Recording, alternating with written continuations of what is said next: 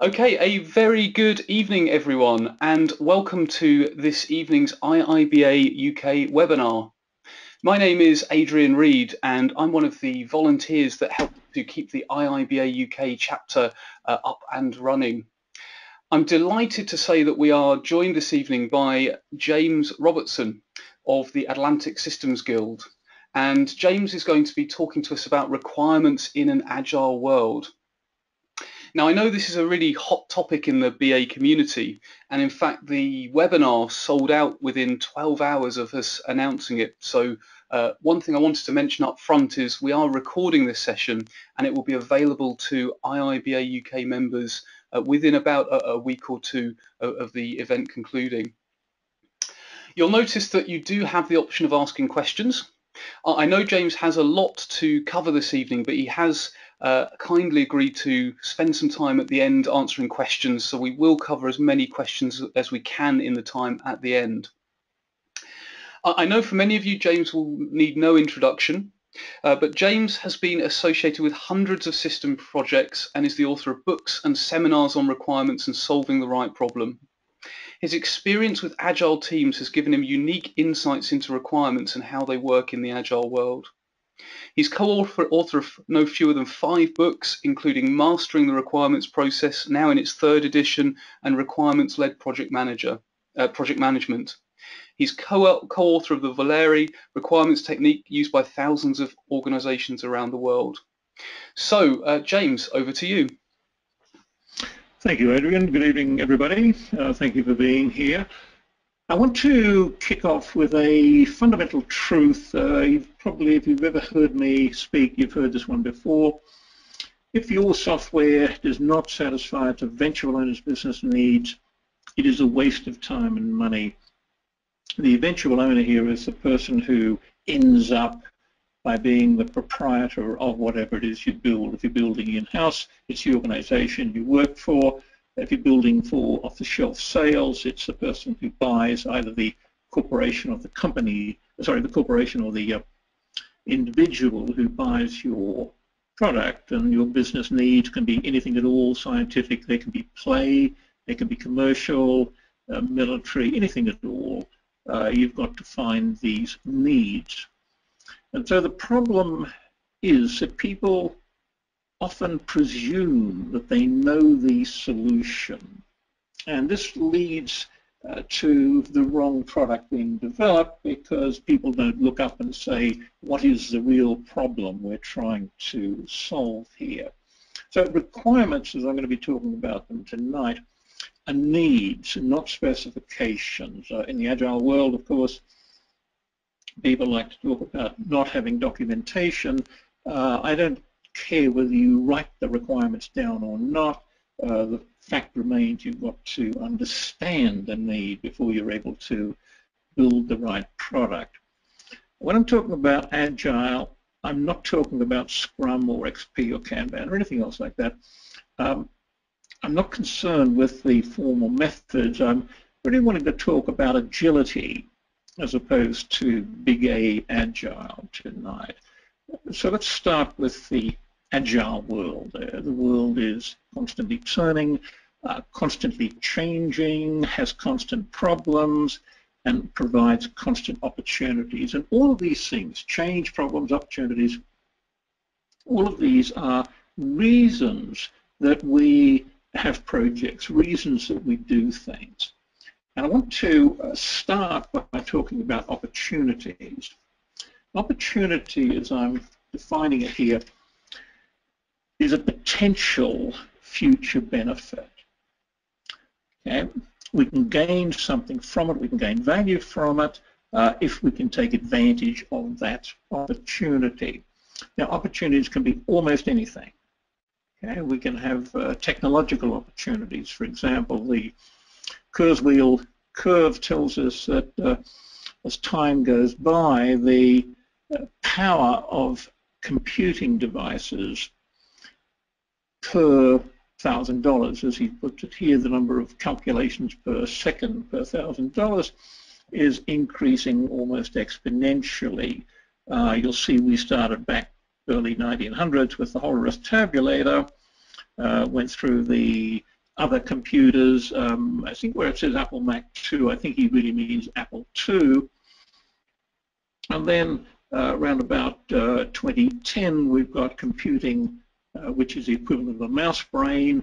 In 1023, according to the curve, we'll be able to match a human brain. And by 2050, computing power per $1,000 will match all human brains. Now, this gives us an opportunity because we can compute stuff that we couldn't do before. You know, you wear on your wrist a device which is much smarter than some of the devices to the left-hand end of the curve here. So this is an opportunity that we can take advantage of. Or we might take advantage of demographics. From the graph here, we're seeing that people in the US are getting older, or there are more people of working age population in the United States, but in Germany it's dropping off. Now, this could be an opportunity. For example, if you're an American, you've got more people working, more people with money. Maybe they're looking for more convenience devices. In Germany, because the working age population is dropping, perhaps people are looking for more leisure time devices and so forth. So these could provide you with an opportunity to take advantage of this demographic change. So the opportunity can be almost anything at all. Technological piece of glass you can carry around, you can build into some device, you can wear it. There's almost an unlimited number of opportunities out there. So agility, as I'm talking about it here, is adapting to new opportunities, taking advantage of them. And there are, as I said, thousands of opportunities that are coming along all the time.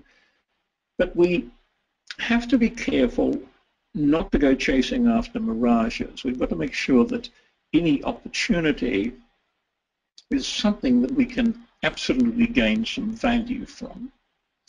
In order to do that, I want to talk about safe-to-fail probes. These are experiments with a safety net, as our characters are doing here. And it doesn't matter if the probe or the experiment fails. We're not going to lose the farm on it. So I can run a series of safe-to-fail probes, experiments to prove or disprove something, experiments that are going to fail a lot of the time because I really don't know whether I can achieve something or not. I do need to experiment in such a way that I can measure my results, because I've got to know if something did work, how well it worked, if it failed, how badly it failed, and what I want to do about it further on. And with these safe-to-fail probes, it's really agility, because I'm expecting to fail a lot of the time. Okay, I'm merely trying to learn something. So I run these safe-to-fail probes, probing not necessarily to test the feasibility of an opportunity, because a test may give me a different opportunity. Okay, so I'm going to be have to be adaptable, have to be agile to pick up on the opportunity or to get some value from any of the safe-to-fail probes. So safe-to-fail probe, I want to use an example here of Google Earth. You've all used Google Earth at one point to look at streets, look at buildings and so forth, take a tour of a neighborhood, and I think everybody's Google Earth their way past their own house or their own apartment block. But I want to use it indoors. Okay, I've got the opportunity, the technological opportunity of Google Earth, but let's say I'm a real estate agent and I want to try to use this piece of technology inside so I can show houses to people. So for example, I could open doors and cupboards to move virtually around a house. I could show what it's like to stand in the shower. Perhaps you're one of those people that like to get started slowly in the morning, as I do, and take a long shower and consider what's coming up during the day. Maybe the views from the windows would be interesting to people when they're looking around a house virtually. Seeing the interior at different times of day. Normally when you go to if you're buying an apartment or a house, you get to see it once and you've got no idea what it's going to look like at night, no idea what it'll look like in the morning and so forth. So we can do this with Google Earth. I could show what the interior looks like during different seasons, winter, summer, how does the light fall through the window and so forth. Is it going to be cheery in winter, or is it going to be incredibly gloomy? I could demonstrate using Google Earth what it's like to be cooking in the kitchen. I could virtually move around the kitchen and prepare a virtual meal. Arriving home. Now this is something that is actually a requirement for a house or an apartment, to be able to get, say, from your car carrying groceries home, to be able to get them conveniently to the kitchen. Do you have to traipse through the entire house, or can you move quickly to the kitchen carrying a heavy load? This could be an important thing to you. And so we could experiment with all sorts of aspects of a house inside and show it to people.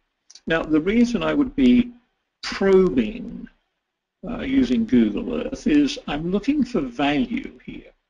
Okay, so I've taken my opportunity, which has come at me from the outside world. I've experimented with safe-to-fail probes, and I'm wanting to derive a value proposition. Okay, and the value proposition, for example, here for a house buyer. Now, the house buyer has to be a customer segment that's of interest to me. If I'm the real estate agent, house buyers are a very, very useful customer segment. I can explore a house virtually, that's my offering, so that I know enough about the house to request a real viewing with an expectation of buying, and that's providing benefit to that customer segment. Now, this is not a story. I repeat, I'll say this several times. I'm simply using the story form in order to write my value proposition. I could have written this any way I choose, but in this case I'm going to say we're all familiar with stories. I'll just use the story form because it leads me into providing the last sentence to say that sentence, which is the value that I am providing here. Alternatively, now that's the value proposition from the point of view of the customer. I can turn that around and say, as a real estate agent, because I'll be the eventual owner of the product, and it doesn't really matter whether you're developing it for me, the agent, or I'm employing people to develop it for myself, the real estate agent will be the eventual owner of the product.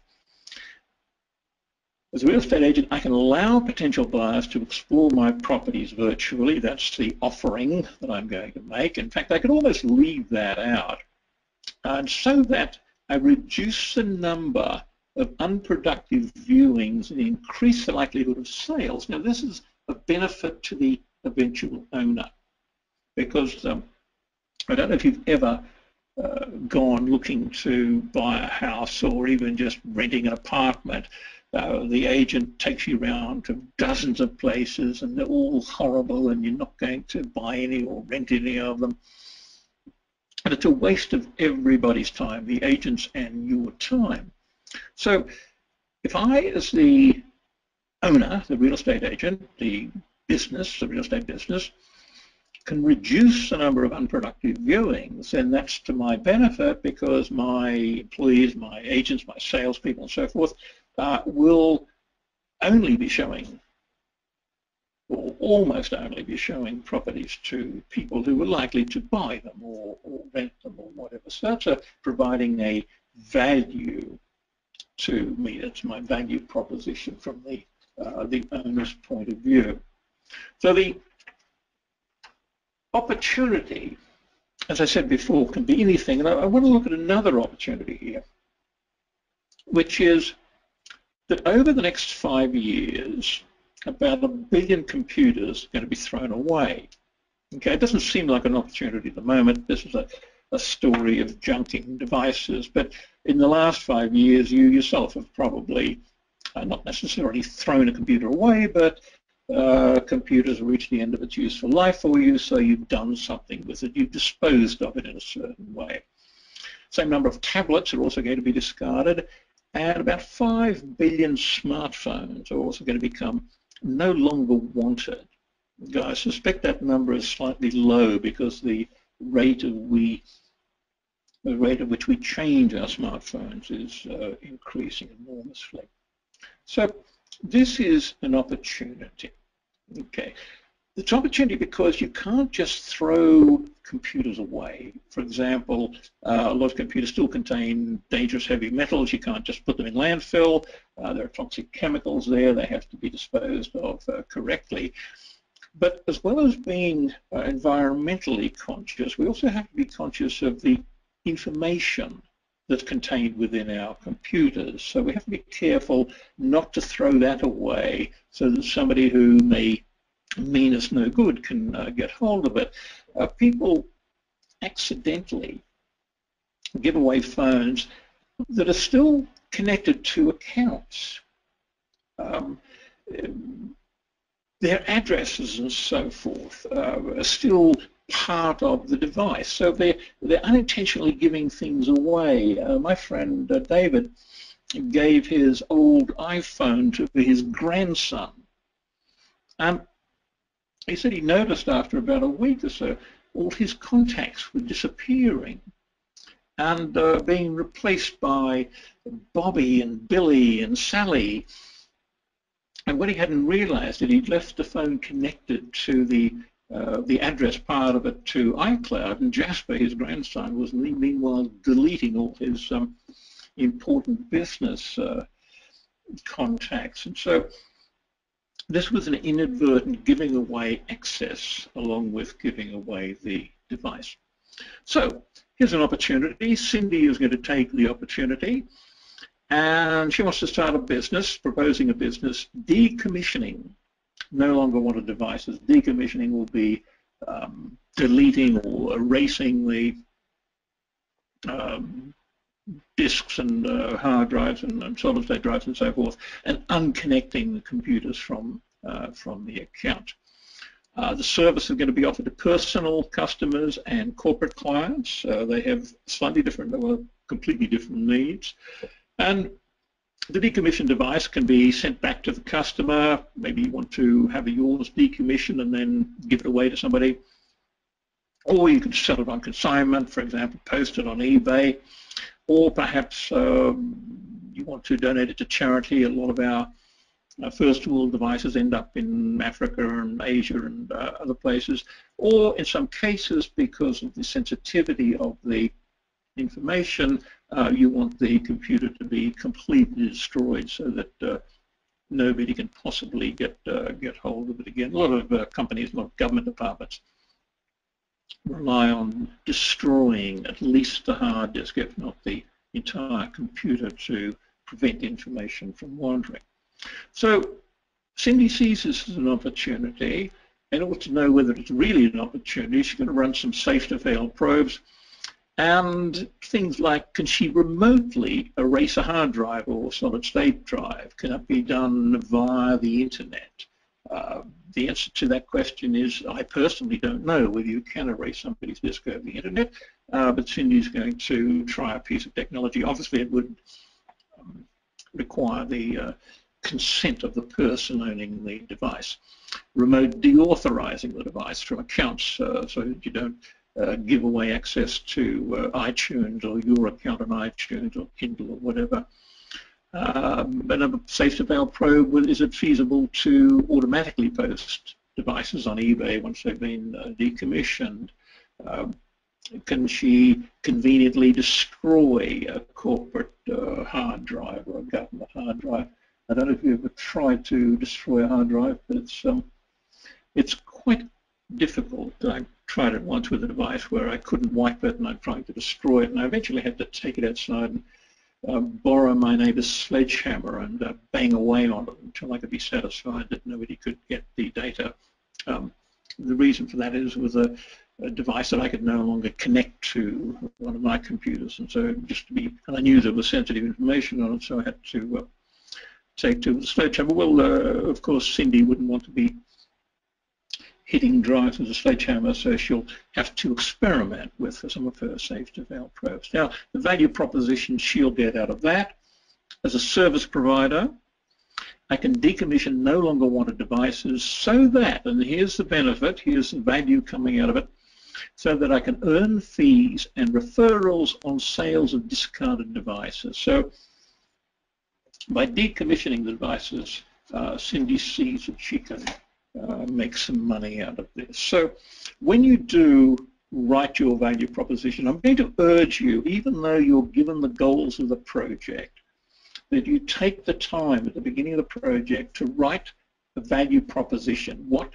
value is being provided by my project? Okay, so that I can earn fees, referrals, and this has to be made large, made prominent. In fact, some of my project teams, they do it on a flip chart and they tape it to the wall and remind people constantly of it, that this is the value we're going after. Because for some reason, people quite often forget what their objective is, what value they're trying to provide. So it's as well to remind people from time to time.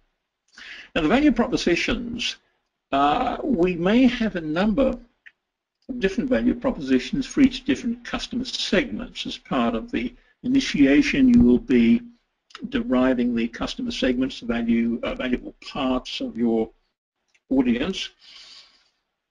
And each of them may have a separate value proposition. So you write the appropriate propositions, for example, as a personal device owner. Now for Cindy, the personal owner is one of the customer segments.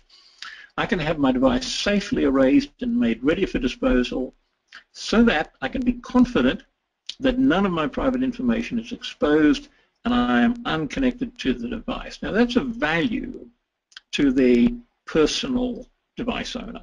Okay, I would personally feel very happy if I could take an unwanted machine when my computer eventually reaches the end of its useful life, to have somebody do that so that none of my information is going to be available to anybody else, no matter what. Okay, regardless of how it's done, it doesn't really matter how it's done, I can be confident that the information is not exposed, and I would be willing to pay a certain amount to have that done. So that's a value to me as a personal device owner. I want to pause. I want to change directions here. So hang on to the idea of the value proposition. I want to come and talk about something completely different now, which is business events. And business events are things that happen which are important to the work. Now, the work is the work that we are, or that you as a business analyst are examining. I've just been talking about Cindy's work of decommissioning devices. You at your day job are working for a bank, an insurance company, a retail organization, a business intelligence unit of an organization. That's the work that your organization is doing, or your customer, if you're building software for off-the-shelf use or off-the-shelf sales, whatever your customer happens to be doing is the work. And business events are things that happen, and these things are important to that piece of work. Now, they originate outside the work. A customer wants to open a bank account. That started outside the work. Inside the work will be the opening of the account. Somebody wants to buy something using a credit card. That's a business event. It originated outside the work. We're going to respond to it inside the work. Somebody wants to close or shut down a subscription to something. Somebody wants to renew the subscription. Somebody wants to renew their insurance. This is all business events. These are all business events that are important to the work that you are studying. As well as originating outside the work, we can also have business events that are there because it's time for the work to do something. The monthly bank statement, for example, is time to do something. Time to send out the notices that it's time to renew your insurance, time to pay people. That's always a welcome business event. So all of our pieces of work do things because we've reached a time in which we've got to, which it has to do something. So the business event looks like this. I've got the outside world and I've got my piece of work that I am studying, The business event happens in the outside world, and the work knows that the business events happen because there's some notification of the event. If you are going to, for example, renew your insurance, you send a renewal notice to the insurance company, or you go online and do it. Whichever way you do it doesn't really matter. There's going to be some data traveling from the world to the piece of work, and that's going to trigger a response. And we can write a story about the response. It'll be a very, very high-level story, but it's what the work is doing to respond to that business event. Okay, so we have events and we have responses to events within the work. For example, business events here. For Cindy, a personal client requests information on decommissioning a device. Now, as a response to that, Cindy has to advise the client about what has to be done according to the type of device. Decommissioning a smartphone would be different from decommissioning a laptop, or it's even a mainframe, I suppose. A personal client requests remote decommissioning of the device. Now, there's a response to that. The worker's got to do something. It's got to figure out how to go about decommissioning and set up the owner of the device in order to initiate the erasing of it. A corporate client requests decommissioning disposal of multiple devices. Here, this has happened outside the piece of work, outside Cindy's piece of work, but Cindy has to respond to it. Corporate client requests destruction, again a different response to that. Personal client requests pickup of a device, again a different response to that. Now, for any of these business events, these are the things that are happening. If you look at your piece of work, and just for the moment forget about Cindy and think of your own piece of work that you're working on, or you go back to work on tomorrow, these business events are happening and you're being notified that the business event happening because some data comes in from the outside world. When it does, your piece of work, and I'm still talking about the work here, responds in some way.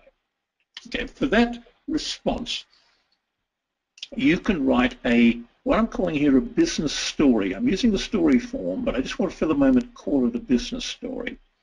As a personal device owner, a role that's important to this piece of work, I can have my device decommissioned at home so that all my personal data will be securely erased, all accounts disconnected, the device will be ready for me to safely dispose of. I may wish to give it to a relative, I may wish to sell it on eBay, I may wish to donate it to a charity, whatever I choose to do, but I can do so safely. So this is the business story, the decommissioning at home, or remote decommissioning of my device. Now, as this is not yet an implementable story. Okay, it's far too high a level for that. You may choose to call this story an epic. Okay, that's quite satisfactory. It's a high-level story. I'm just calling it a business story because I know exactly what I'm describing, because the business event is something which is real, something happens outside my work. It's not my arbitrary petitioning of a piece of work. It's how the outside world sees my piece of work. And so I know exactly when and where a business story is going to start and going to stop. So let me just summarize by saying my opportunity provides, hopefully provides a value proposition. It will provide the value proposition if I run some safe-to-fail probes, and each of the customer segments is going to have, in a sense, a smaller value proposition, but I have to provide value to each of my customer segments. Then if I introduce business events, each business event is going to produce a business story. Again, these blue ones I'm showing across the bottom here, they're coming from the value proposition per segment. So in a sense, it's a business event that refers to that particular segment. And I'm writing these business stories which are really too high level to be implemented as yet. Okay, so if you want to call them epics, by all means, but I prefer to call it a business story. Then, when I get to implementation time, I'm going to slice these down to my detailed stories. So the detailed stories will be the ones that I hand over to the developers, excuse me, in order to build the product that I need in order to achieve my value. So that's what it looks like from an overview point of view. I want to now talk about stories. And the stories are crucial. I'm sorry, just before I do talk about stories, I skipped over something, which is going back to the Agile world and going back to this slide. Whilst we're developing all this stuff, we've got to remember that the world is constantly changing. And so we have to keep looking up from what we're doing and saying, does that change our business events? Does that change any of our stories? So being agile means we've got to take into account the change. And change here is change coming from the outside world, not change because I've built the wrong product and my business people are asking for changes to it, but change coming from the outside world. And this is something I've got to be constantly aware of. So let me now talk about stories. And stories are absolutely crucial, and so we have to construct them in the right way. The story is a placeholder for requirements, because when we go to develop the product, we'll have the conversation, we'll flesh out the individual requirements. However, it's crucial that the story holds the right place. If it's holding the wrong place, then our conversation is going to go off in the wrong direction. So stories can't be just brainstormed, they're not randomly generated,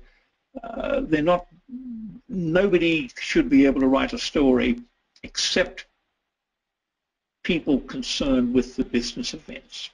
Okay, so I'm deriving all of my stories from these business events that I was talking about a moment ago, and I'm suggesting very, very strongly that most of the stories should be written by business analysts, because business analysts have got the training in order to understand whether the story is the right story or the wrong story. Okay, because if you work on a project and you're given the wrong story, when that gets fleshed out, it's probably going to result in the wrong product being built. And so the stories are absolutely crucial to us. So I'll talk about stories for a little while. Here's one as a personal device owner. Now, the role here has to be something which is important to the eventual owner. Now, if my eventual owner of this is Cindy, running her business decommissioning devices, personal device owner is an important role. I can register my device. This is some functionality that is necessary to achieve the value, so that cleansing and deauthorizing my device will be accurate and complete.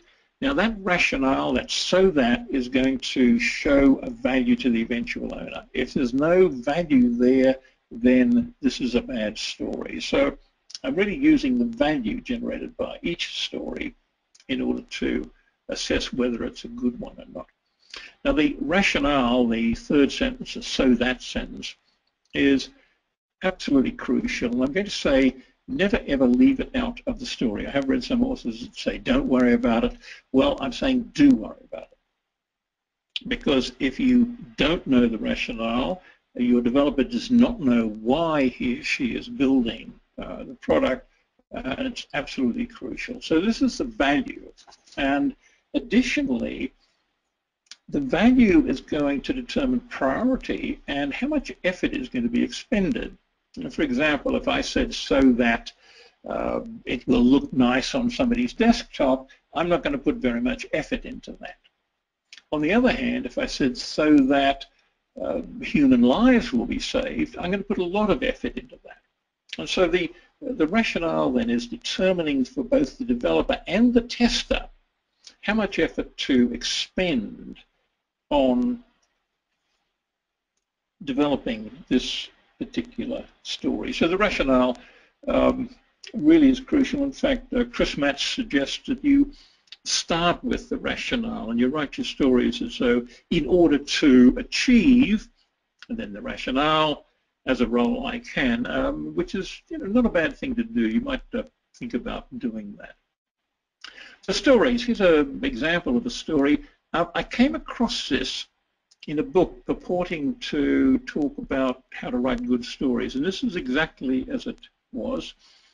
As a team member, I can view the current burn down chart on the status page and can click it for a larger view.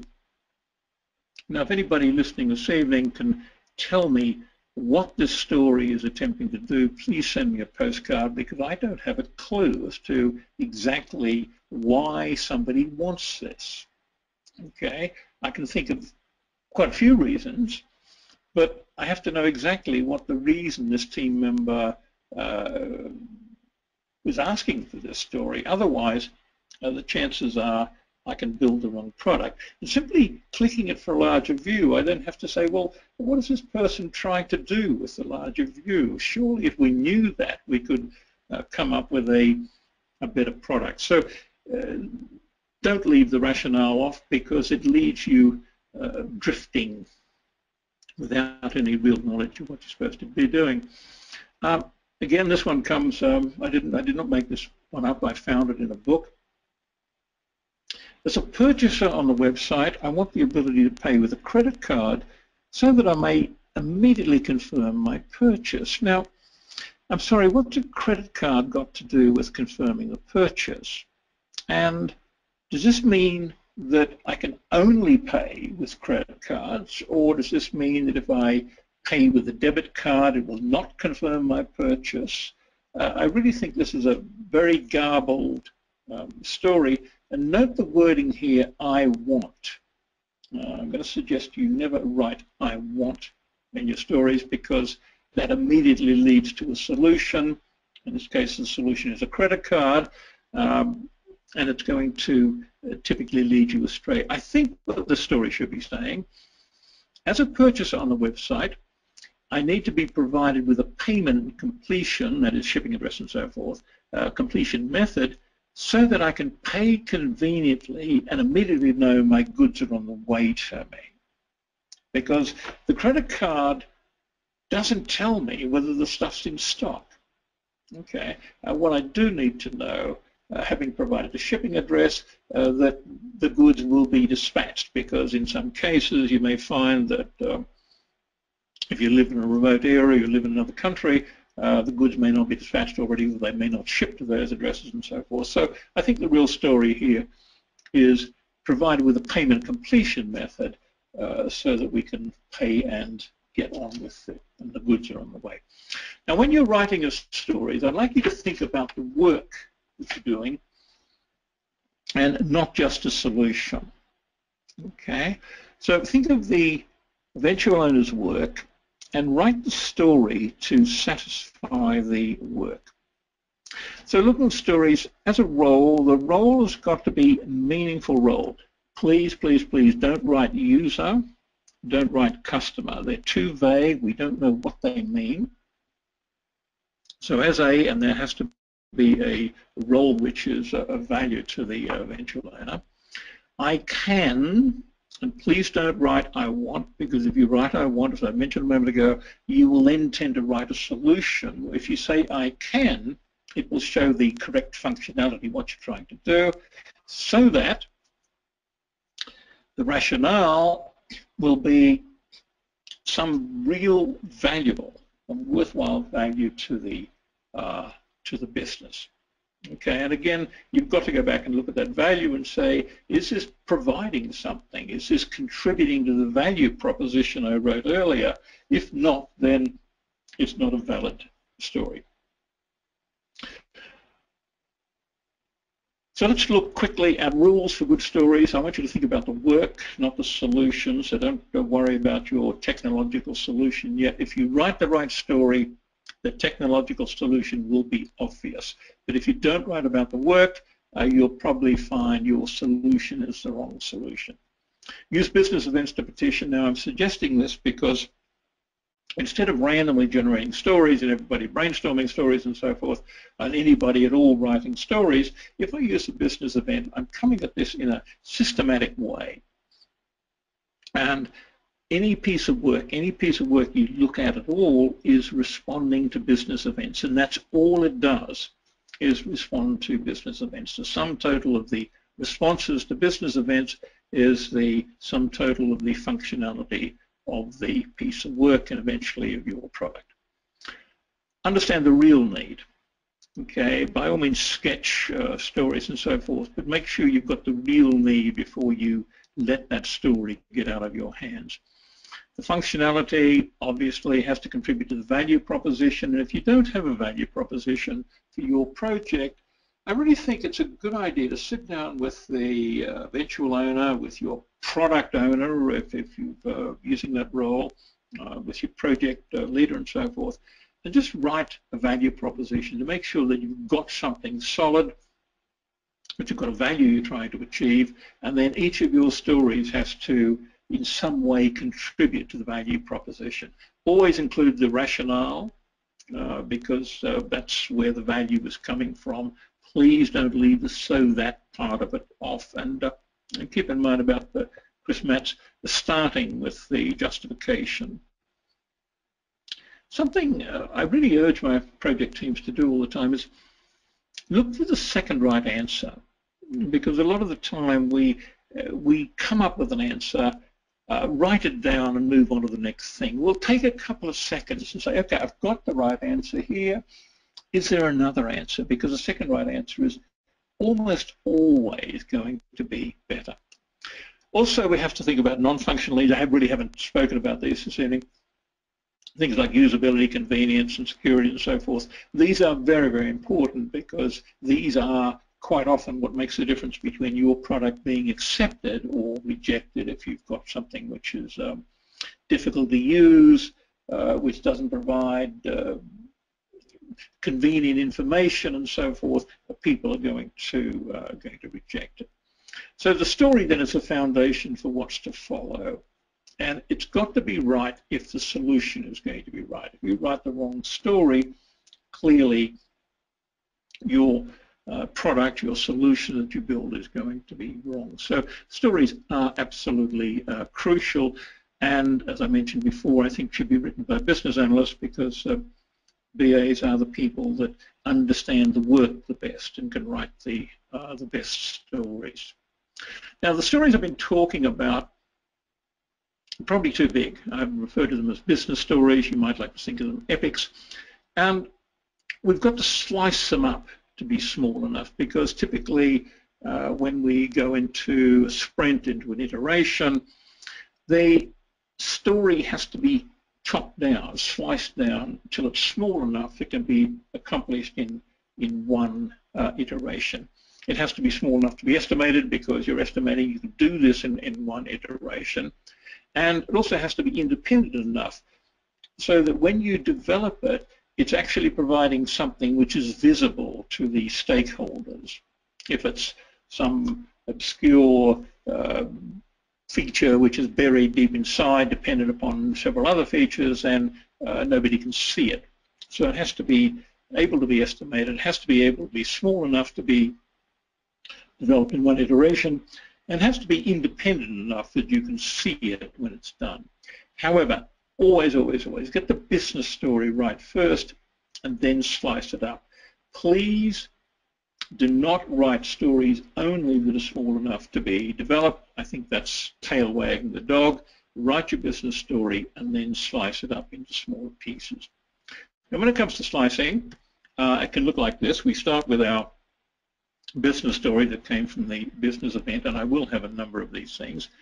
And that's then broken down. My first slice, I'm suggesting this, and this comes from Jeff Patton, that you have what I'm calling a functional story here, which is a bare bones functionality. It doesn't do very much at all. All it's really doing is showing you the presence of that part of the overall product. And then I develop more detailed stories, and as I go down the levels, I'm increasing my sophistication, I'm increasing the detail and so forth. So I'm adding more and more functionality that's fleshing out the whole of the business story. So I'm descending gradually into detail. And you can see from this that I can prioritize these detailed stories to say which one's going to give me the best value, which ones I want to do first, which ones I'm going to do later. Now, if I do my slicing like this, what I end up with is a story map looking like this. Across the top, I've got all my business stories. Now, you'll have more than 4, you'll have 20, 30, 40. But that represents, those business stories represent the complete product. And so your stakeholders can see that, yes, you intend to build a complete product to satisfy them. Then when I fill in my functional stories, that's my first, in a sense, demonstration of something working. I will implement those functional stories, and it would simply be more or less placeholders for the detailed functionality that's yet to come.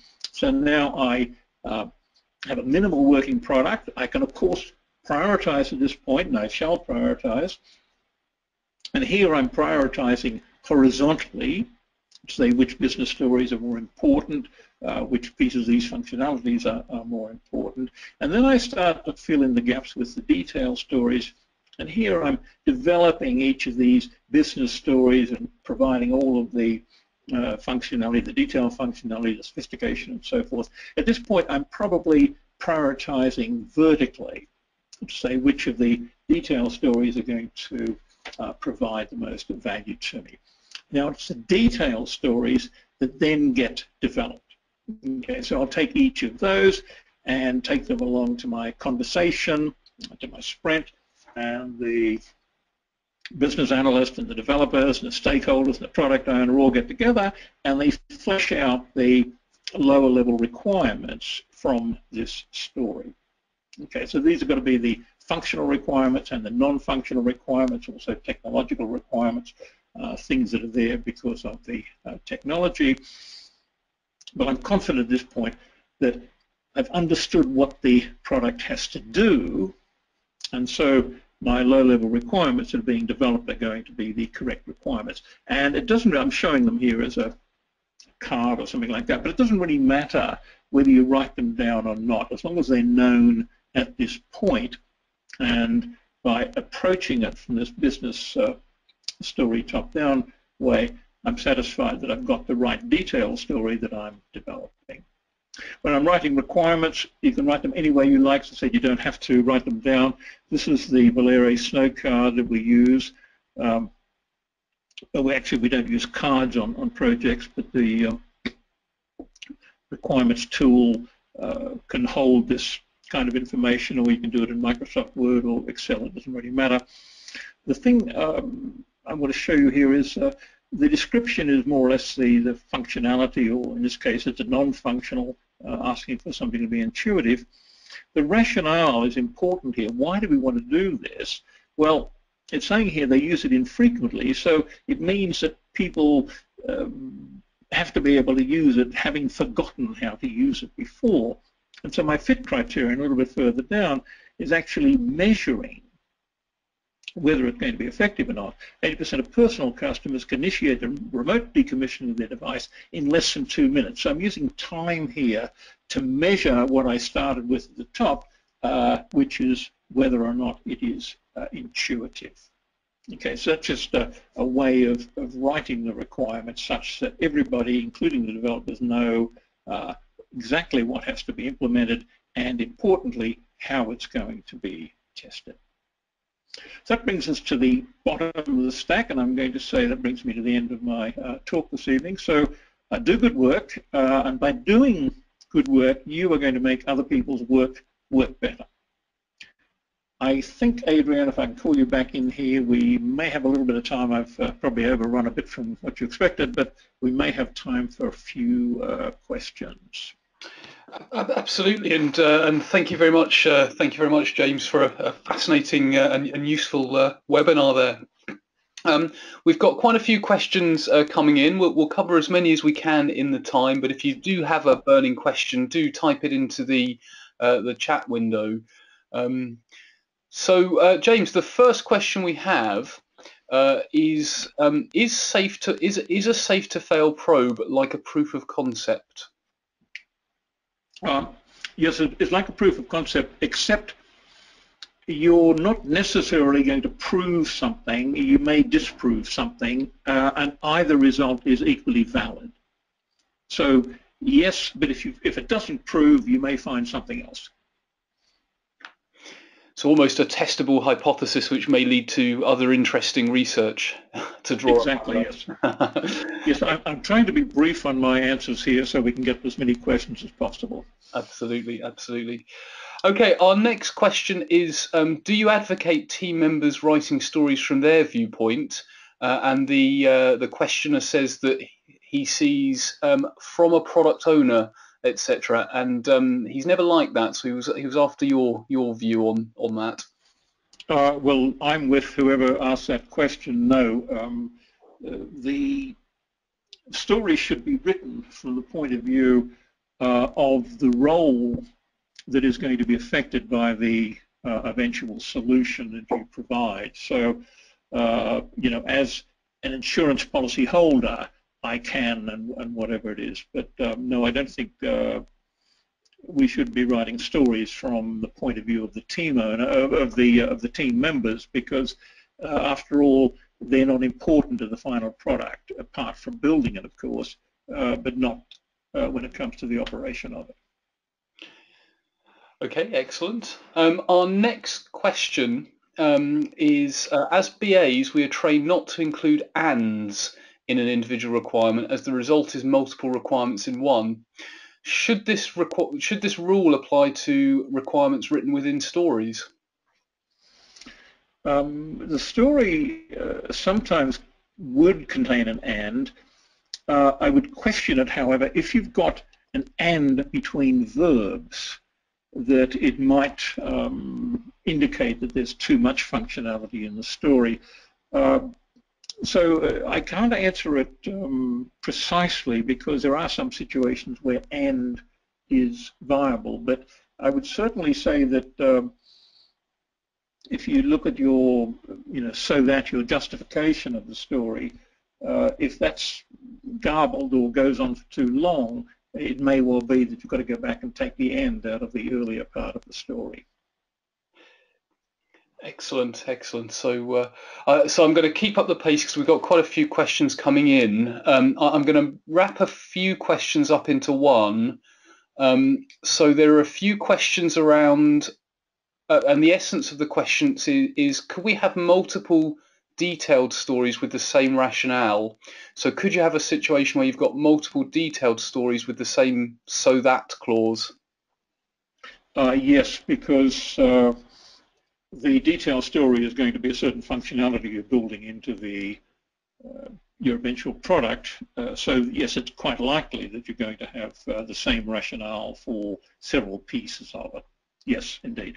Absolutely, absolutely. Our next question is, what about technical debt? If we do not make a story out of a technical debt, how do we handle it? So I'm missing a word here, Adrian.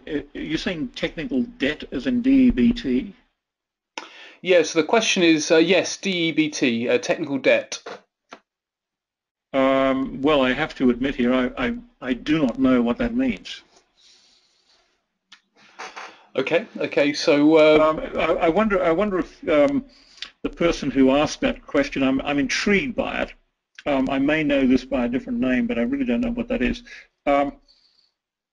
They have your website, sorry, they have your email address on screen at the moment. I wonder if the asker of that question would care to write to Adrian and he'll pass it on to me, or if you look at the previous slide, it's got my email address, and just elaborate on exactly what it is, and I will try and answer it.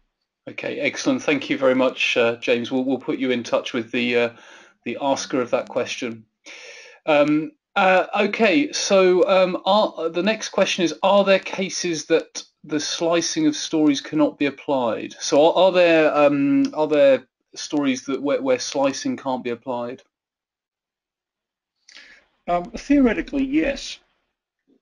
Although if your objective is to slice the story to the point where you can implement it in one sprint, one iteration, then the likelihood is you will have to do it for lots of stories. But there are certainly going to be some that small enough, when you look at the business story, some of those may occasionally be small enough you can do it in one iteration. It's hard to imagine a piece of functionality that can't be sliced into smaller pieces, but I can imagine stories that can't be sliced into independent pieces. Okay, I said before that the story should be independent. If it's not, then you're going to have to, but you want to stick to your iteration cycle, whatever that is, 13 days or whatever you've chosen, then it may well be that you've got a number of dependent stories, and you're really not going to produce anything that somebody can look at until you've been through 2 or 3 or 4 iterations. So yes, there are occasions when it doesn't make sense to slice, but in order to keep your iteration schedule, you have to. It's just they're not going to be independent. Okay, excellent, thank you. So we'll take 2 more questions just before wrapping up. The next question, one of our attendees is intrigued as to why you prefer the term business stories to epics, and has asked whether there's a reason for that. My only reason is to try and be precise about what this thing is. I use the term business story to say it's the story of the response to a business event. If I say epic, which if you wish to use the term epic, by all means, I mean, I'm not trying to be religious about this. The problem with the term epic is that it could be anything. It could be anything from a story that's only going to break down to a couple of low-level detail stories. It could be something that's going to give rise to several thousand low-level stories. And so it's an arbitrary choice on somebody's part to say, I'll have this story and I'll call that an epic. Now, I'm trying to get away from arbitrary choices because I really would like discipline in what I'm doing. And if I say a business story is the response to one business event, I know exactly when that starts, because it starts from the instant that the data coming from the outside world enters my piece of work, not the product, but enters the piece of work. I know when it finishes because my piece of work will have done all the necessary processing, stored and or retrieved all the necessary data, and if necessary, responded back to the outside world. So it's got a very definite beginning and end. And that's why I'm using the term business story to describe that amount of functionality within the work. Whereas if I say epic, I've got no real control over exactly how much is in there. So that's the reason I'm doing it. So an element of precision and scoping there. So yes, exactly. Okay, and finally, the last question we have time to take this evening, and it's a really big question. So apologies, James, for leaving this one to last. But it's, what do we do when somebody says you don't need a BA in Agile? Well, I'm going to say if all of your Agile projects produce exactly the right product with no rework afterwards, then you don't need a BA. However, experience is telling us that you do need a BA because Agile is, in some areas, gaining a reputation as being a very efficient way of building things that nobody wants. And building things that nobody wants is a direct result of not having business analysts on the team. I think that the reason that this gets said is that people are looking at the books, the literature on Agile, and whatever has been written down is taken as gospel. These people are being fundamentalist, if you like, about Agile, whereas the word itself means, moving, being able to adapt and everything. And one of the things that we have learned in the years since Agile techniques came on the scene is you do need to get the right requirements, because if you don't get the right requirements, then you're going to build the wrong product. It really is as simple as that. And BAs are the best people to do it. The product owner is the role that comes closest to the BA, but an awful lot of product owners are not trained in analytical techniques. They're not trained to ask the right questions. They're not trained to constantly probe and find out what it is that this piece of work's actually doing. They're not uncovering the real needs. And so the product owner role is, in a sense, not working as well as it should. Now, I'm sorry, I'm going on a bit about this, but the problem stems from the very beginning. If you go back to the Agile Manifesto, most of the people writing the Agile Manifesto come from the development side of the spectrum. And a lot of them really believe that all you had to do was ask a customer what they want, and that's what you developed. Okay? Well, it's not true. We know it's not true. Customers don't know what they want. Business people can't always describe their business accurately. And so this is where the BA comes in. And if you want accuracy, then you've got to include business analysts in the team.